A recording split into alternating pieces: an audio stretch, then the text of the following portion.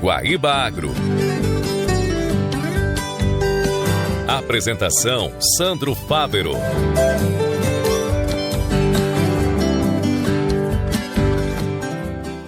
Olá, caro guaibeiro, estamos abrindo mais uma edição do Guaíba Agro. Hoje é terça-feira, dia 2 de junho de 2026. Nosso programa tem um oferecimento do Senar RS, força para o agro, força para movimentar toda a sociedade, e Banriway, a nova conta para crianças e adolescentes do Banrisul. Nosso programa tem Jorge Brum e Daniel Zucco na mesa de áudio, as gravações e edições de Luciano Vargas, Jefferson Gomes e Rafael Baldez. A coordenação de central é de Guilherme Silveira, reportagens de Geandro Michael e Eduardo Souza. A gerência de jornalismo é de Rafael Sequim, direção-geral de Claudinei Girotti, edição e apresentação de Sandro Fávero. O cenário está junto com você, produtor rural, sempre juntando conhecimento e prática para levar mais produtividade e eficiência para o campo, porque assim a agricultura e a pecuária crescem muito mais. Senar RS, vamos juntos pelo seu crescimento.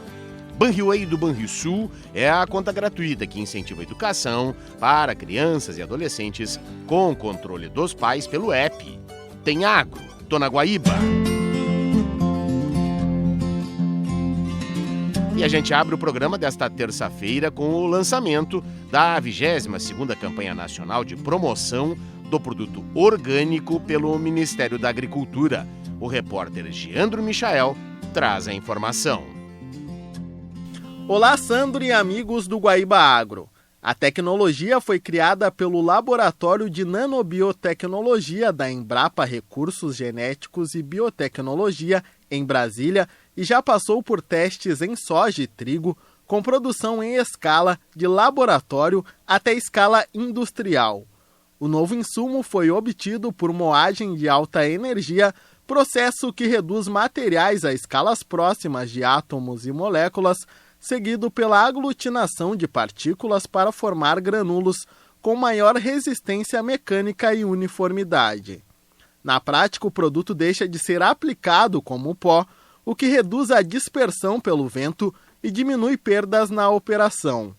Outro ponto técnico destacado pela Embrapa é a menor sensibilidade à umidade durante o armazenamento e transporte.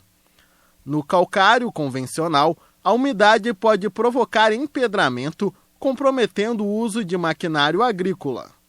Com a formulação granulada, a proposta é ampliar a estabilidade física do material e reduzir esse tipo de limitação operacional.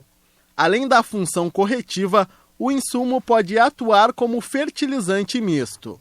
De acordo com a estatal, foram desenvolvidos protótipos com diferentes concentrações para atender culturas como algodão, café, cana-de-açúcar, milho, soja e pastagens.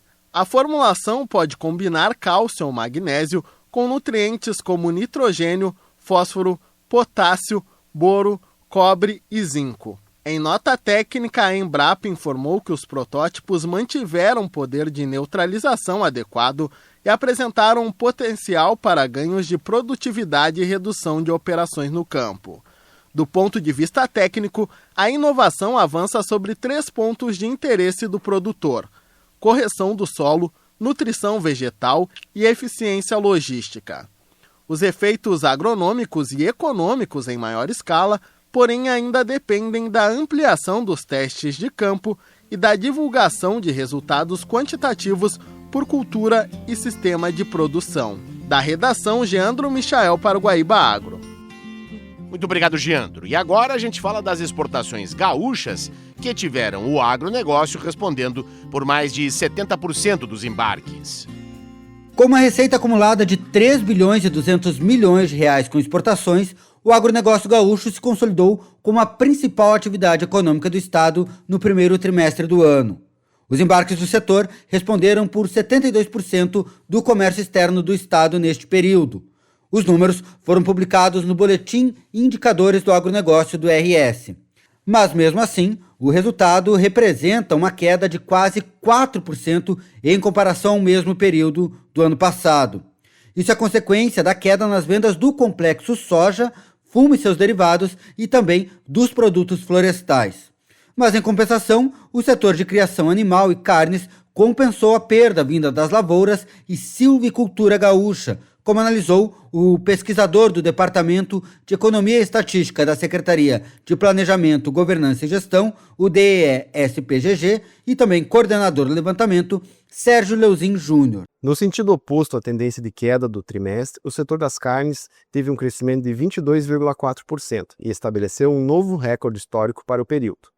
A carne suína liderou o crescimento, com um aumento de 76 milhões de dólares, impulsionada principalmente pelo aumento da quantidade exportada.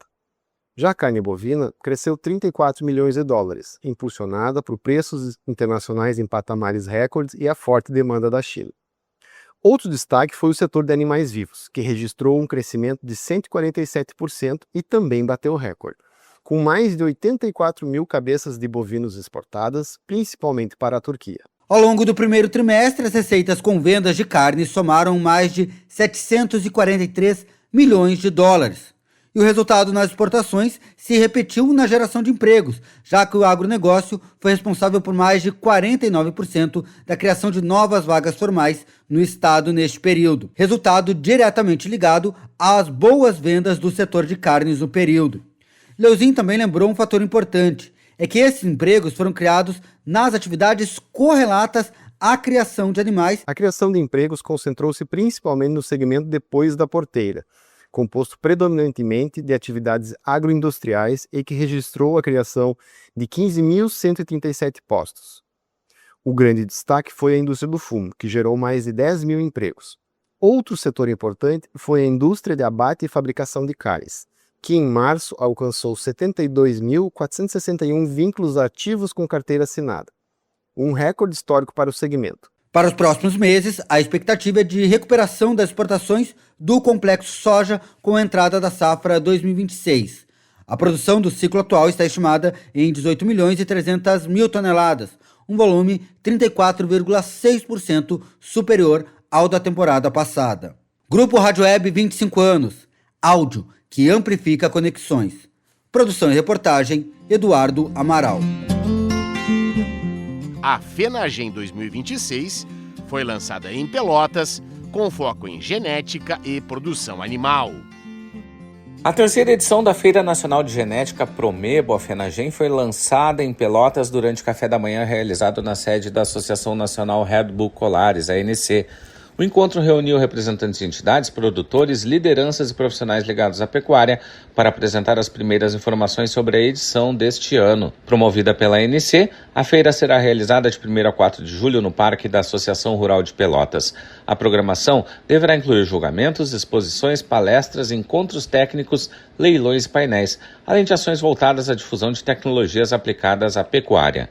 O presidente da ANC, Joaquim Villegas, afirmou que a realização da FENAGEM ocorre no ano que a entidade completa 120 anos de atuação.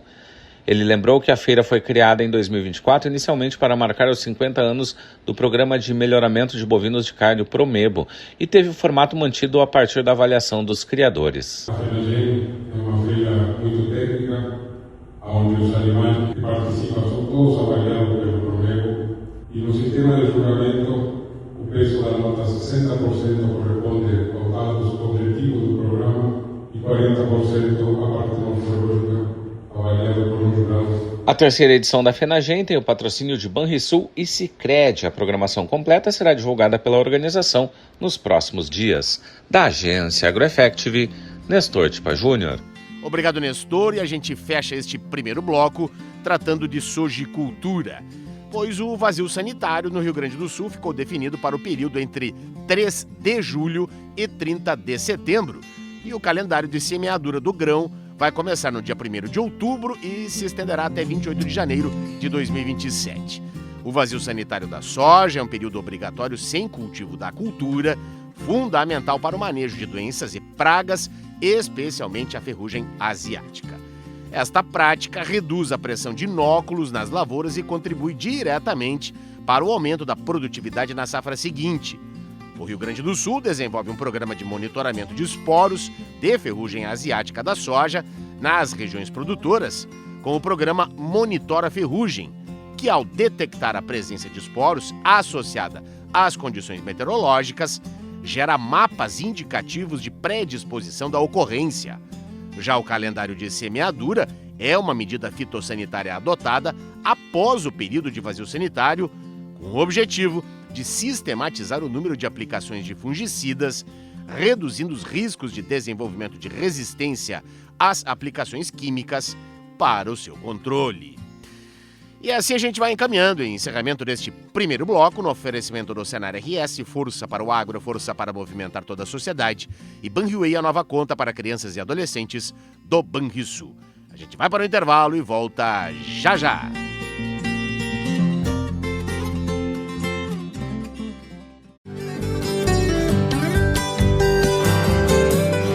Estamos retornando agora com o segundo bloco do Guaíba Agro desta terça-feira, dia 2, em nome do Senar Rio Grande do Sul, que está junto com você, produtor rural.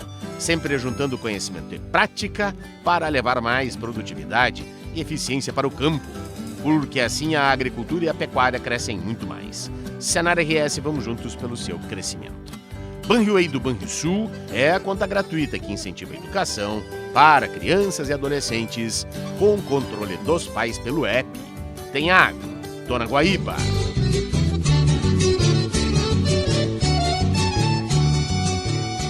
Bom, no Guaíba Agro de hoje, neste bloco, a gente vai falar da 16ª edição do Congresso Mundial de Sociologia Rural e também do 64º Congresso da Sociedade Brasileira de Economia, Administração e Sociologia Rural.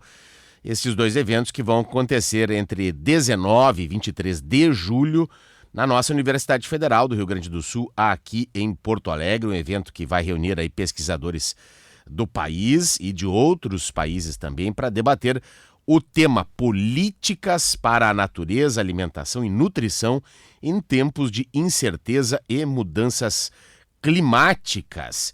Bom, vamos reverberar então os dois eventos, quais os objetivos, né? O porquê, inclusive, né, de estar sendo sediado aqui em Porto Alegre, conversando a partir de agora com o Paulo Niederle, que é professor de Sociologia Rural da nossa Universidade Federal do Rio Grande do Sul e é o coordenador do comitê organizador local. Caríssimo professor Paulo, seja bem-vindo aqui ao Guaíba Agro.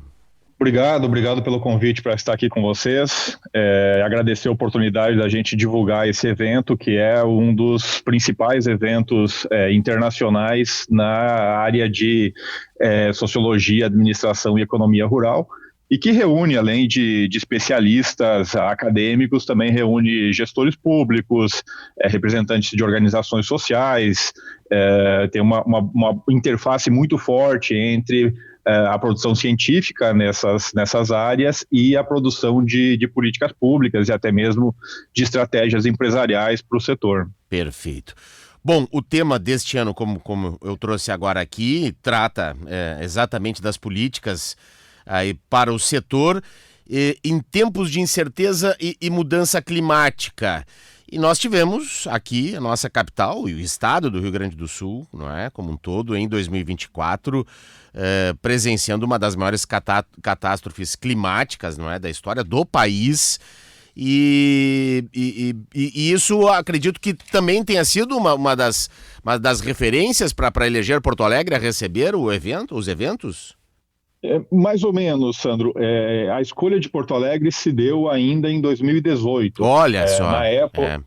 Na época, o foco central estava mais voltado à questão da alimentação. Sim. Que, embora seja um congresso do rural, digamos assim, não tem hoje em dia mais como dissociar o que está acontecendo em termos de transformações nos hábitos, nas práticas alimentares, daquilo que a gente produz no campo, né? Certo. Quando aconteceram os eventos climáticos aqui em Porto Alegre, ficou evidente para nós e para os organizadores do evento que era necessário conectar a discussão da alimentação e da produção agrícola com as mudanças climáticas. Perfeito. E aí isso se tornou um dos eixos centrais também do evento. Ah, entendi. Claro. E é um tema que se tornou contemporâneo e que tem suscitado, né, discussões em todos os setores da atividade primária, porque é um processo que sem volta, não é? Quer dizer, as mudanças estão aí e há que se adequar, não é? Ao que a gente tem acompanhado, não é, professor? Exatamente. Todo ano a gente convive agora com novidades e incertezas a respeito do clima e do seu impacto. A produção agrícola é um dos setores mais afetados e a gente sabe que quando afeta a produção de alimentos, afeta a economia como um todo. Uhum. Então, a gente vai contar com mais de 50 grupos de trabalho, são 2.000 trabalhos sendo apresentados, além das palestras, painéis, e muita discussão gira em torno da construção de sistemas alimentares mais resilientes, que tenham capacidade de responder e de uma maneira mais adequada a esse contexto de incertezas. Dentro de um contexto de aumento da população mundial, do envelhecimento desta população e a necessidade de aumentar a produção de alimentos e alimentos saudáveis, não é, professor? Exatamente, essa é a ideia. A gente está passando por transições demográficas na sociedade que mudam os hábitos alimentares. Tem outras mudanças muito rápidas que estão acontecendo, agora em nível global, mas aqui no Brasil isso já é muito evidente, as famosas canetinhas para emagrecimento, e elas estão causando impactos internacionais em termos de reestruturação de cadeias alimentares que vai desde a produção até os restaurantes, assim. Então, tem uma série de transformações que estão ocorrendo e que o setor precisa se preparar e entender melhor. Tá bem. Bom, o professor acabou de dizer aqui, temos uma representação internacional, eu acho que de todos os continentes se fazendo presente aqui em Porto Alegre, não é? Sim, atualmente a gente está contando com mais de 50 países já representados no evento, entre pesquisadores, estudantes, representantes de organizações internacionais e cooperativas, governos. É realmente o principal evento da área nesse tema. Tá bem. Vamos lá, domingo é o dia da abertura, mas a chegada, efetivamente, não é dos participantes. Vamos começar a falar um pouquinho da programação. Na segunda a gente já começa com uma conferência tratando das transições. Sim? Exato. A gente vai começar, inclusive, no domingo, a conferência de abertura. Temos uma conferência de abertura com uma Jennifer Clapp, que é uma especialista de um painel internacional vinculado ao tema da alimentação. E aí seguem com três conferências internacionais pela manhã, na segunda, terça e quarta de manhã, tratando basicamente dos processos de transição e alternativas para garantia de segurança alimentar e nutricional num contexto de incertezas, mudanças climáticas. Perfeito. E pela parte da tarde, também todos esses dias, são painéis temáticos mais específicos, bem como sessões, vão tratar de temas como a questão do desperdício de alimentos, de processos de transição ecológica na agricultura. Perfeito. Aí são temas um pouco mais específicos em painéis paralelos. Perfeito. A transição exatamente para uma agricultura mais agroecológica também deve ser um tema fundamental nos debates e o aumento da utilização dos bioinsumos, não é, professor?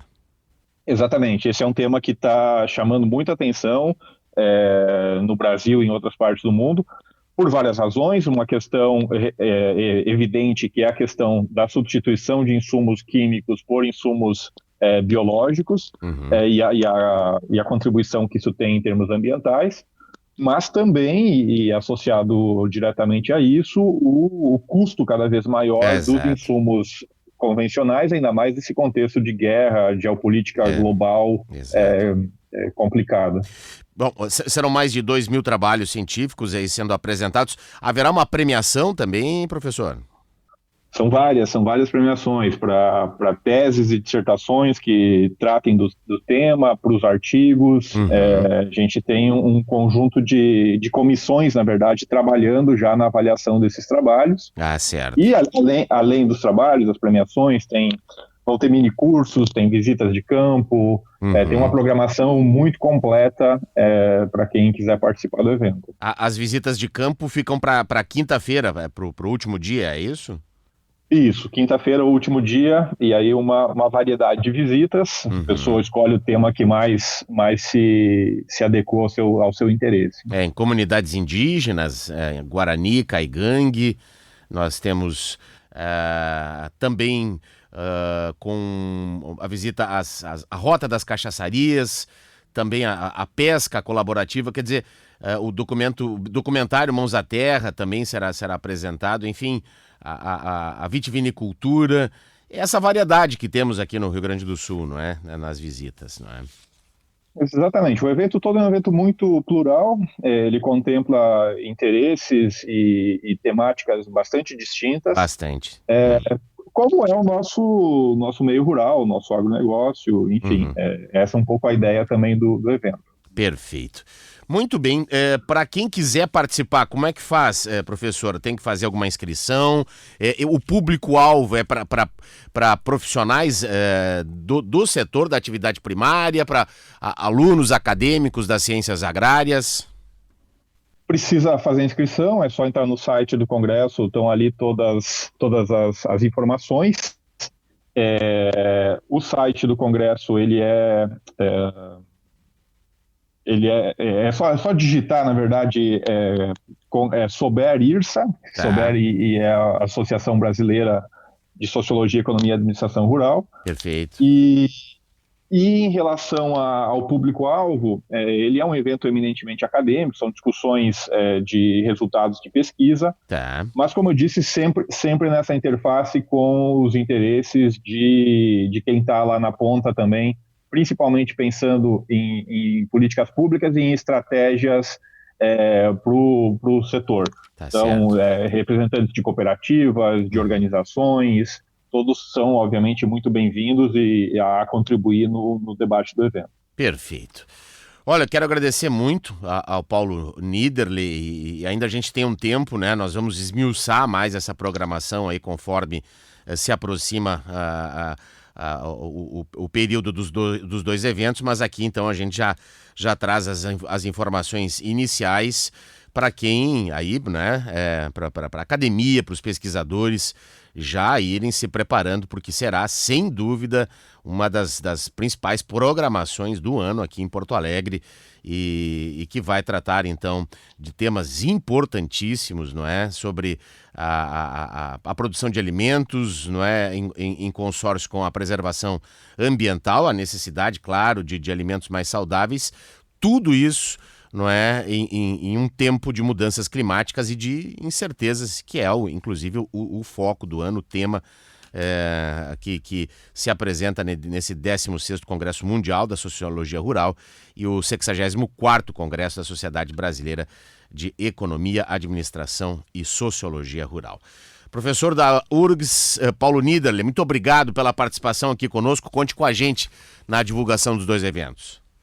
Valeu, obrigado, Sandro e Rádio Guaíba. E assim a gente vai encaminhando o encerramento de mais uma edição do Guaíba Agro, em nome do Senar RS, força para o agro, força para movimentar toda a sociedade, e Banriway, a nova conta para crianças e adolescentes do Banrisul. Para você que perdeu alguma parte desta edição ou quer acompanhar novamente, acesse o nosso canal Guaíba Agro, no Spotify, no YouTube Music, no Deezer e também no Amazon Music. A gente se reencontra nesta quarta-feira em 2 horários, às 5 da manhã e às 11h30 da noite, abrindo e fechando a programação de jornalismo aqui da Rádio Guaíba. Um grande abraço e até amanhã.